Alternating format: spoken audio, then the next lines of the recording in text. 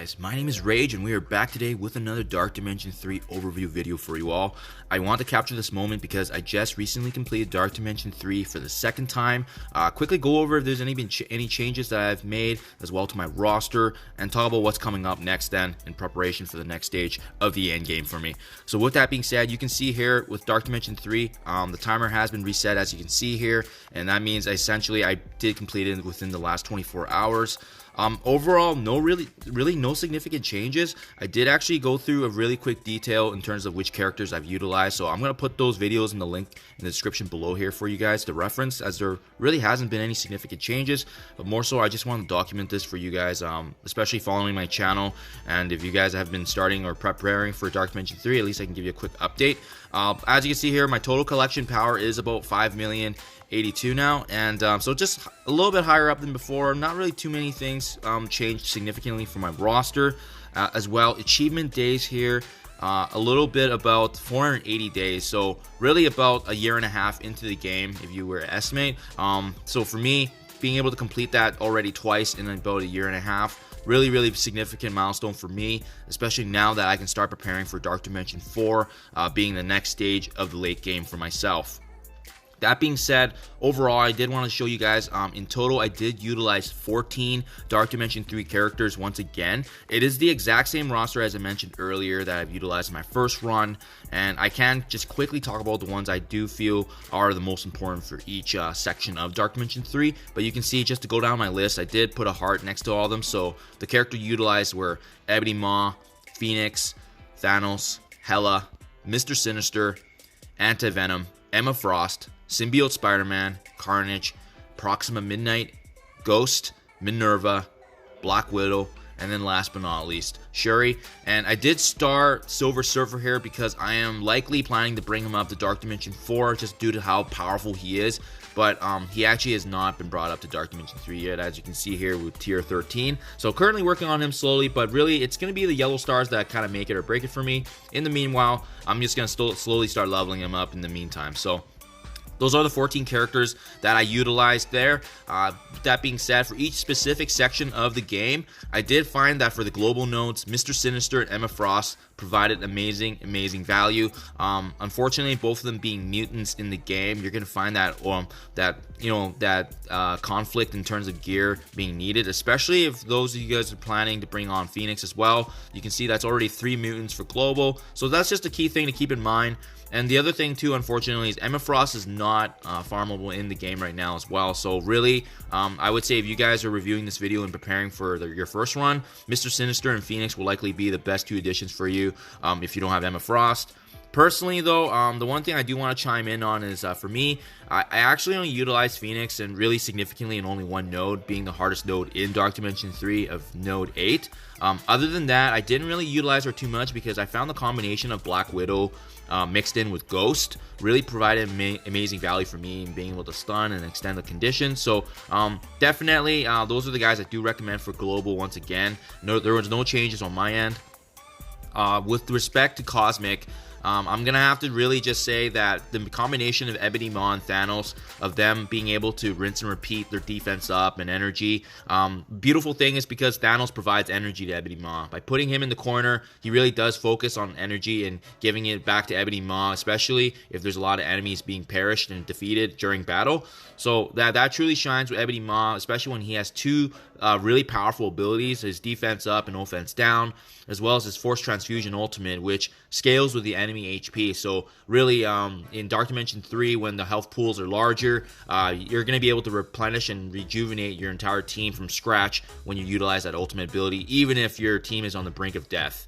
And really, the true MVP, however, for Cosmic is definitely hands down Minerva, due to the fact that she has one of those unique abilities in the game to revive, bring our allies back from the dead, and really giving us a second chance to have a stronger attempt in the run, right? So for her accessibility is really nice because she is in the war store. So, and as well, I believe she right now, at the time of recording, she is in the calendars. So for her just being available, especially to the free to play, absolutely huge for me. So And with that being said here, you guys, that's really an overview of the characters. So again, I do talk about them more in detail in my video, so I'm gonna put the link again in the description below if you guys need the reference. But again, no changes for me significantly. The next step now is really gearing up and preparing for Dark Dimension 4. That's gonna be the really biggest thing that most content creators have talked about, because of the fact that we get a new set of materials now, right? So I'll give you an example here for Ebony Maw here. He's gonna require 2 new Dark Dimension 4 materials here, and I wonder if I can just quickly populate that here for you guys. This is just a simple example, but it's going to require these new materials that we have never utilized before. So these are the ones that we got to keep in mind. Like for instance, it's a Mythic Geode, and each character is going to require 2 of these new Dark Dimension 4 materials for them being upgraded to the next level. So where you can find them, unfortunately, it is only one aspect of the game right now, and that's going to actually be the supply store. So what I've done every day now is I've gone through, and usually they're available in 2 parts of the supply store. So you can check here with the gold component, where you can just scroll down. Usually it's this middle section. I'm still keeping an eye out, as you can see here, for any kind of the T13 materials, because this is still capping the game, especially a bottleneck for those progressing.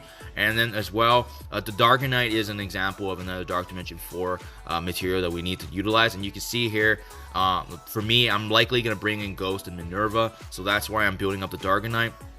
That's one aspect of the store that you can take a look every day just to see. Personally, for me, I don't really do the power core refreshes. I don't feel like I have the need to rush this process, because especially when I do need a lot of materials. As well, the second component is going to be the war store. So, you know, the tricky thing with this one is that, you know, the fact that I've recommended both Mr. Sinister and Ghost and Minerva all being in the war store, we are going to have to bide our time in terms of utilizing the war credits to purchase those characters, especially if you need to build them up. But as well, this second section here, down here, is also where you can find the Dark Dimension 4 materials. So you can see the Superior Biopolymer. I do actually need this for all 3 of these characters, and to be honest with you, I know Mr. Sinister is going to definitely be brought in, as well as Emma Frost, so I'm just going to go ahead and purchase this because I know I'm going to need it.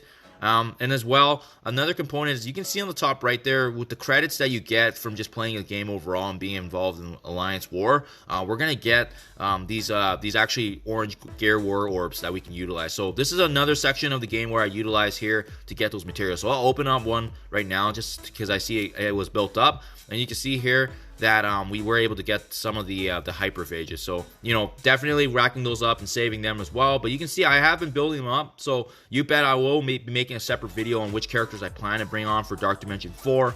But you're going to see a lot of overlay between the characters I've talked about, because, again, when I was building up for Dark Dimension 3, I had the mindset of which characters I also wanted to utilize for Dark Dimension 4. So just something for you newer guys out there starting out in the game, especially if you wanted to keep an eye out in terms of which characters to build. By having that end game mindset, you're going to be well ahead of the curve, as well as checking the store, like I said earlier, and just making sure that you're going through and reviewing the Dark Dimension 3 materials as well as the Dark Dimension 4 materials to really get a head start above everyone else. And really, the last but not least component I did want to talk about here, unfortunately, is something that not a lot of content creators talk about, and it's something I've already noticed from just me and analyzing and taking a look at what materials I'll need, and it's going to be these superior catalyst parts.